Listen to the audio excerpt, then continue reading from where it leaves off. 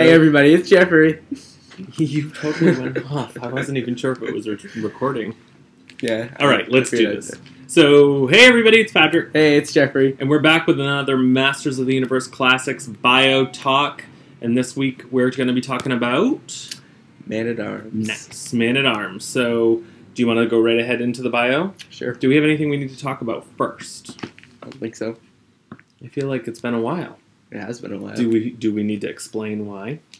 Sure.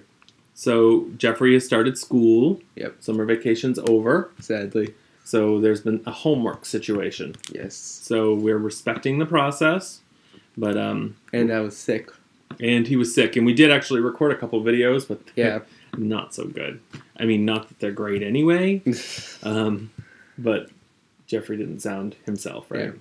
So, here we are. Sorry for the delay. Sorry. For anybody just waiting for more videos. So let's go ahead and stop dilly-dallying. Okay. All right, go right into the Masters of the Universe Classics Man-At-Arms bio. Man-At-Arms, heroic master of weapons, real name Duncan. For 2 centuries, the attorney and weapons master and combat instructor to the royal family has been called the Man-At-Arms.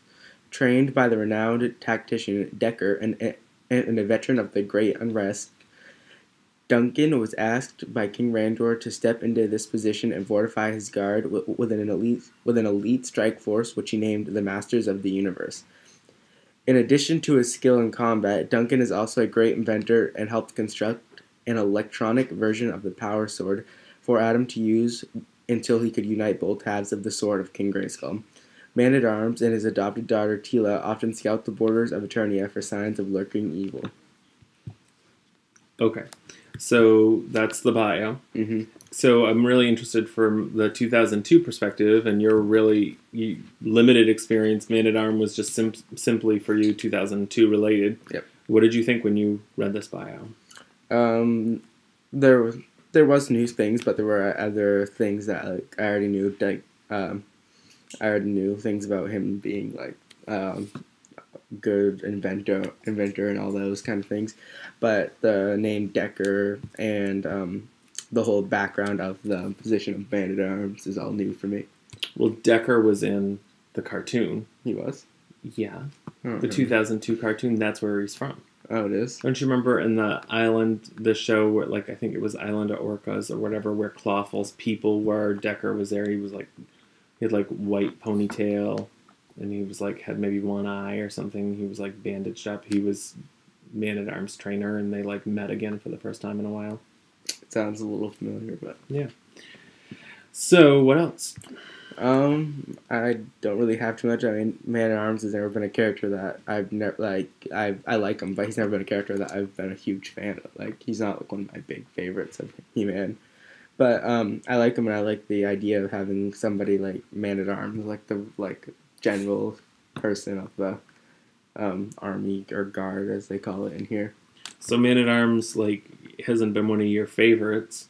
But that's interesting because he's like one of the key main characters in Masters of the Universe. Mm-hmm. So what is it about him that you just didn't find the appeal about? Was it just that he was plain, or like what about it made you? What about his character made you not as interested as somebody like King Grayskull? I don't really know. It's just I think there's just characters. I don't really identify whether like how or why they appeal to me. It's just it ends up I like them, like Stratos, King Grayskull, those people, as opposed to Man-At-Arms and like other people that I've never like. I'm really neutral with him. Yeah, yeah. Well, that's cool. Yep. So for me, I don't. There's some things in this bio or some elements about this bio that I really like, and then there are things about this bio that I don't like. So I'll start with the positive. For me, I really like that this bio has a lot of information in it. Yeah, it does. It's one of the longer bios, and I like that. The name is also pronounceable.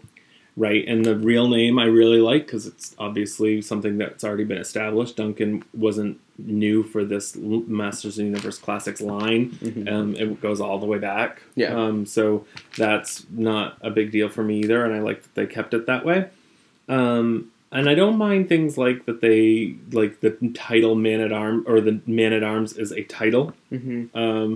And I like that they kind of specified that out. But I don't like that, you know, and I like that he was trained by Decker. I like that they introduced that character again into this new toy line, or collector's line, rather. But there are things that I didn't care for, like, I hate the fact that they said that, you know, King Randor put Man-At-Arms in charge to put together an elite squad known as the Masters of the Universe. That's something that a lot of people have commented on. I'm not alone in that. For me, growing up, Masters of the Universe meant all the characters, both good and evil, were Masters of the Universe. Mm-hmm. And this is very much like the heroic warriors are Masters of the Universe. And I'm not a fan of that. I also don't like that they would just say, hey, okay, we're the Masters of the Universe. I think that's a bit, like, yeah, you know, a little bit too much. I sort of disagree with you on that. I think the Masters of the Universe as the good guys. You do? Yeah, I think of them as, I don't really think of Skeletor as a Master of the Universe. I think of him as the evil guy. I think of Stratos and... Do you think of, like, Merman as a Master of the Universe, or Evil Lyn, or... No, I think of, like, Stratos and Ram Man and Manny Faces, all as Masters of the Universe. But... Well, and see, that's what was introduced with 2002. Mm-hmm. In 2002, they started dubbing these people heroic, we all are, Masters of the Universe, whatever. Mm-hmm. And so that makes sense, that that's where you land, and that's your perception, and it is what it is. But for us growing up, a lot of it was just all of these people were, like, not like gods, but they were all masters. So you had good masters and you had evil masters, but they were all masters of the universe. Yeah. So I don't like that. I wish they'd kind of gone back to the old school. Yeah. And I don't think that they needed to have worked the electronic version of the Power Sword in at all. In fact, I find it very confusing at this point. This is one of the elements of the BIOS, and I really like the BIOS, but it's one of the elements of the BIOS that I still find very confusing. They say Prince Adam had this electronic power sword with the techno vest, and used that to fight evil while he in his pursuits to get both halves of the power sword to actually become He-Man. And I don't get it at all. So he was wearing He-Man's armor because that's the vest. We asked that question to Toy Guru at Masters of the Universe Classics Portal. Was the vest that they're referring to Prince Adam's, like, pink maroon vest as his techno vest? Because that I could understand. Like, if that was his techno vest, Prince Adam's a smaller guy. He's going to need something to protect him, and sure, give him an electronic power sword to maybe, like, help him find both halves of the power sword or whatever, but he would be Prince Adam fighting until he was able to actually get those swords together and become He-Man. Mm-hmm. That makes sense, but the answer was no. The vest that Prince Adam wears is the cordite type whatever armor, the He-Man armor. Mm-hmm. So if Prince Adam was wearing He-Man's armor, first of all, like, does it fit him? So is Prince Adam smaller in this canon, or is he bigger in this canon? Like, you know, the figure is bigger, like He-Man. Right. And he's running around with an electronic power sword. Doesn't I just don't get it, and I can't even articulate it because it's so frustrating to me. Because Prince Adam running around with He-Man's armor on and electronic power sword, don't people know? And is there maybe not a secret identity in this line?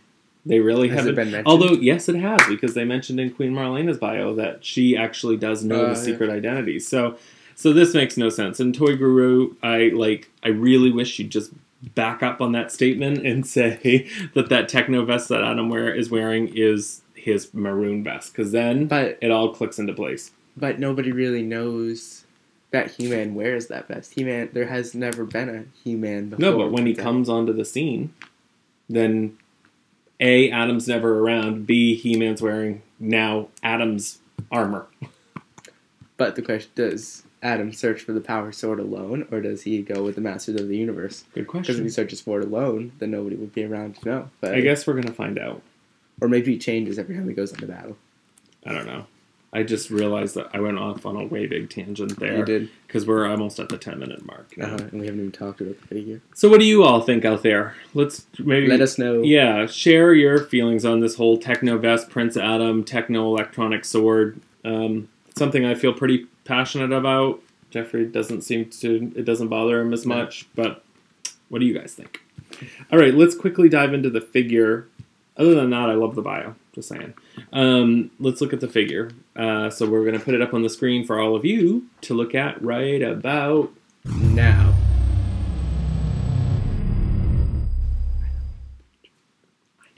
Okay.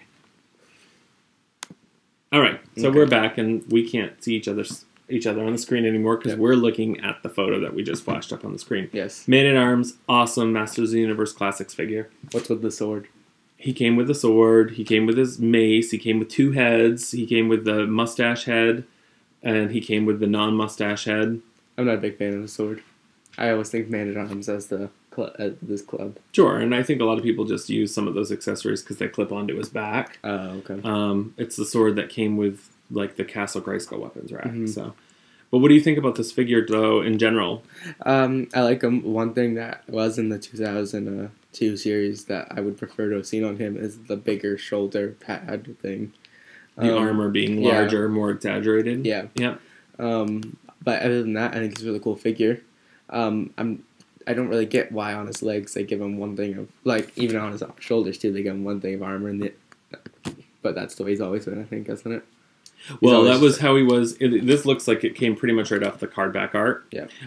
So, and it's, you know, it's very, very faithful and well done to that point. But yeah, you're in the film, well, and what you're talking about, the exaggerated armor, that was definitely 2002 inspired. But actually, you're talking about something that I actually modified on my Man-At-Arms figure, because when the Palace Guards came out, they came out with brown boots, kind of like the color of his armor. Boots, not this furry type boot.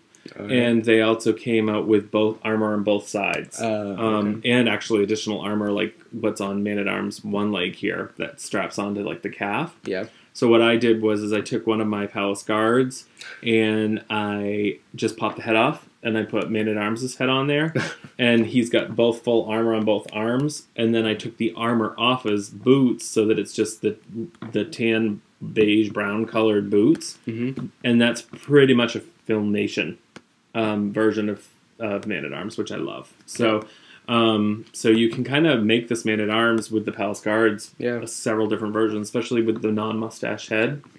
So it's a great figure. It came with a lot of accessories. Yeah. And he's he's a massively important character. He is very important. In Masters of the Universe. So it was great to get him in the line as early as we did and done so well. I dare say he definitely is probably one of the best figures in the line in terms of a figure. I think so. Yeah, because the quality control was really good. The paint was pretty good. At least on mine anyway. Paint was really, really good. The coming with so many accessories was awesome. Yeah. And the multiple heads, which was always cool. And having the weapons be able to clip on his back was a nice addition as well. Yeah. All right, well, I think we talked Man-At-Arms to death. I think we did. All right, so I guess until the next video. Yeah, till the next video. Good journey. Good journey.